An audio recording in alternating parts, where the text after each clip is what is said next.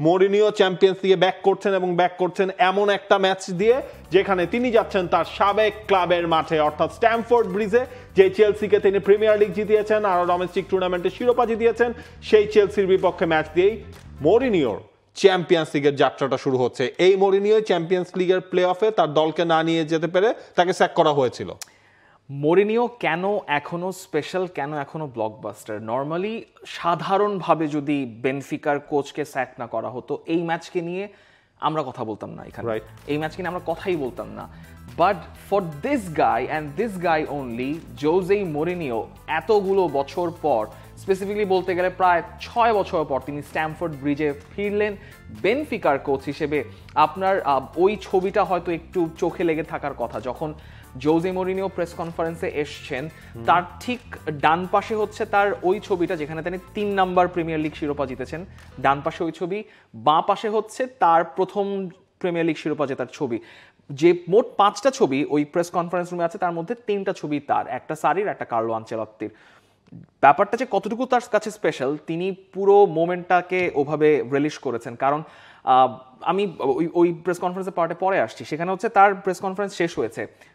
Stamford ব্রিজে এমন একজন কাজ করেন যিনি 48 বছর ধরে ওখানে ছিলেন। প্রেস কনফারেন্স শেষে তিনি তাকে খুঁজে বের করলেন, তাকে যে জড়িয়ে ধরলেন।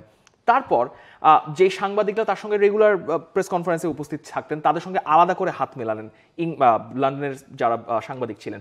সো জোজে মরিনিও এখনও খুবই রিভিয়ার্ড পার্সন স্ট্যামফোর্ড ব্রিজে, এবং আজকের ম্যাচে তাকে নিয়ে কোনো দুয়োধ্বনি শোনা যাবে না বলে আমার মনে হয় না। অবশ্যই তাকে ভালোভাবে বরণ করা হবে, যদিও যখন তিনি টটনহাম বা ম্যানচেস্টার ইউনাইটেডের কোচ হয়ে এসেছিলেন তাকে দুয়োধ্বনি দেওয়া হয়েছিল, কিন্তু এখন কেসটা ডিফারেন্ট।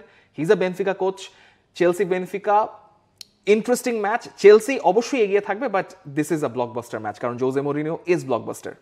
চেলসি তাদেরকে এগিয়ে থাকার কথা বলা হচ্ছে, যদিও চেলসির রিসেন্ট ফর্ম কিন্তু একেবারেই হতাশার। আপনি যদি হিসেব করেন ফুলহ্যামের বিপক্ষে তারা যে জিতলো, এরপর তারা প্রিমিয়ার লিগে আর কোনো ম্যাচ জিতে নাই।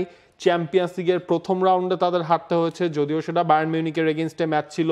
বেনফিকার জন্য তো মানে চেলসির জন্য বেনফিকা আজকে কতটুকু চ্যালেঞ্জ। চেলসি দলে আপনি দেখেন, এর মধ্যে আপনি ওই চেলসির ইনজুরি তালিকা ধরলে 1 ডজন সেখানে হয়ে যাবে। কোল পালমারকেও আপনি এই ম্যাচে পাচ্ছেন না। কায়সাদোর হালকা ইনজুরির প্রবলেম আছে, কায়সাদোকে যদি আসলে না পাওয়া যায় সেটাও তো একটা বড় ধাক্কা হবে। যদিও আপনি চালোবাকে আজকের ম্যাচে পাচ্ছেন, কারণ চালোবার রেড কার্ডটা তো ছিল আসলে ডোমেস্টিক লিগে। ইন্টারেস্টিংলি কাইসেদোর সঙ্গে আন্দ্রে সান্তোসেরও একটা ইনজুরির শঙ্কা, জোয়াও পেদ্রোরও একটা ফিটনেসের শঙ্কা রয়েছে। সবকিছু মিলে চেলসির ব্যাকলাইন, চেলসির ভাগ্য কোনোটাই আসলে চেলসির ফেভারে যাচ্ছে না। এবং স্পেসিফিকলি আপনি যদি ধরেন ম্যানচেস্টার ইউনাইটেড, যাদের সঙ্গে মানে যাদের কাছে গেলেই পয়েন্ট পাওয়া যায়, সেই ম্যানচেস্টার ইউনাইটেডের কাছে তারা পয়েন্ট হারিয়েছে। বায়ার্ন মিউনিখের সঙ্গে হারাটা আপনি মেনে নিতে পারেন, তবে যেভাবে তারা বায়ার্ন মিউনিখ এবং ব্রাইটনের কাছে হেরে গেছে, একদম পয়েন্ট বিলিয়ে দেওয়ার মতো, যে ম্যাচে তো আপনার চেষ্টা করতে হবে। সেই জায়গা থেকে যদি আপনার ডিফেন্সিভ ল্যাপস এবং মিডফিল্ডের কানেকশন ঠিক মতো না হয়, সেক্ষেত্রে থেকে চেলসি অনেকভাবে সাফার করেছে। এবং শেষ চ্যাম্পিয়ন্স লিগের যেই রান অফ ফিক্সচার্সগুলো বলে এর আগের এবং এই বছরের শুরুর ফিক্সচার, চ্যাম্পিয়ন্স লিগের ফিক্সচার অনুযায়ী লাস্ট 3টা ম্যাচেই তাদেরকে হারতে হয়েছে চেলসিকে। সো সেটা আসলে চেলসির জন্য ভালো কোনো বার্তা দেয় না। অন্যদিকে বেনফিকার জন্য এখনই অ্যাসেস করাটা খুবই ডিফিকাল্ট, কারণ বেনফিকার হয়ে জোজে মরিনিও মাত্র 3টা ম্যাচ পেয়েছেন। একটা ম্যাচে তারা জিতেছেন, দুটো ম্যাচে তারা জিতেছেন, একটা ম্যাচে ড্র হয়েছে, লিগ কাপের একটা ফিক্সচারে ড্র হয়েছে।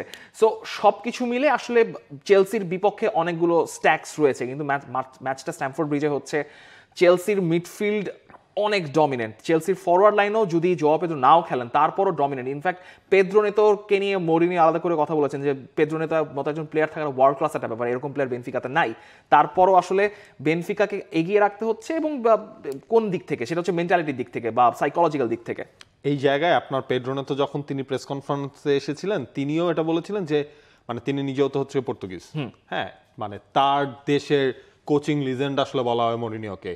তিনি বলছেন যে মরিনিওর এগেইনস্টে আমি খেলছি, এই জিনিসটাও আসলে আমাকে রোমাঞ্চিত করছে। এবং হোসে মরিনিও তিনি তো পুরোটা প্রেস কনফারেন্সের সময় তিনি নস্টালজিক হয়ে গেছেন।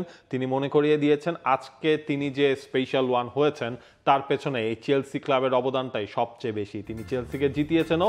আমি সবসময় একজন ব্লু, আমি তাদের ইতিহাসের অংশ, তারা আমার ইতিহাসের অংশ। আমি চেলসিকে বড় হতে সাহায্য করেছি, চেলসি আমাকে বড় জোসে বানিয়েছে। যখন আমি নিজেকে ব্লু দাবি করছি না, যদিও আমি নিজেকে ব্লু দাবি করছি না লাইনটা কি এরকম?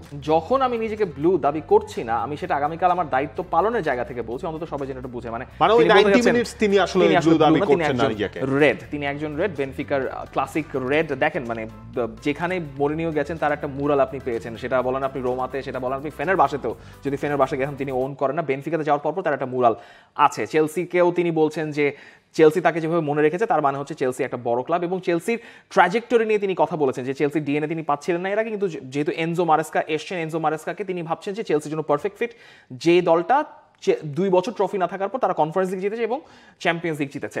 কিন্তু কথা হচ্ছে যে এই চেলসির কনসিস্টেন্সি একটা বড় ইস্যু। কোল পালমার আপনার নাই, এনজো ফার্নান্দেজের কাছে আপনি যদি বারবার এক্সপেক্ট করতে থাকেন তাকে ব্যাকআপ না দিয়ে, সেক্ষেত্রে ওটা তার জন্য অনেকটা বড় ভার হয়ে যায়। তারপরও কিন্তু এনজো ফার্নান্দেজ ভালো পারফর্ম করছেন in terms of goal contribution, তিনি এখন হাইয়েস্ট চেলসিতে। কিন্তু তারপরও এই জায়গাটাই আসলে মারেস্কা পয়েন্ট আউট করছেন যে তারা যে টানা ম্যাচ হেরে গেছে, এই ব্যাপারটা ওই দিক থেকে খারাপ না, কারণ তাদের ইনজুরি সমস্যা রয়েছে, রেড কার্ডেরও একটা ব্যাপার রয়েছে, যদিও রেড কার্ড কনসিড করাটা অবশ্যই ভালো কোনো ব্যাপার নয়। চেলসিতে একজন প্লেয়ার কিংবা ম্যানেজার হিসেবে ম্যাচ জেতার চাপ সব সময়ই থাকবে, কিন্তু একই সাথে হয় লাল কার্ড কিংবা ইনজুরিতে আমরা 6 মাসের মধ্যে 5টা ম্যাচ হেরেছি, যার মধ্যে 3টাই তো লাস্ট কয়েক ম্যাচে। আমি মনে করি এটা খারাপ কিছু না। চেলসি বোর্ডের ব্যাকআপ এনজো মারেস্কার জন্য রয়েছে, সো তিনি প্রেসারে নাই। কিন্তু দেন এগেইন আপনি যদি বেনফিকার জোজে মরিনিওর কাছে ম্যাচ হেরে বসেন by any chance, that is not good sign. For more updates, subscribe to our YouTube channel and click on the bell icon. Follow us on Facebook and Instagram. Download T-Sports app to enjoy exciting games and highlights. Visit tsports.com.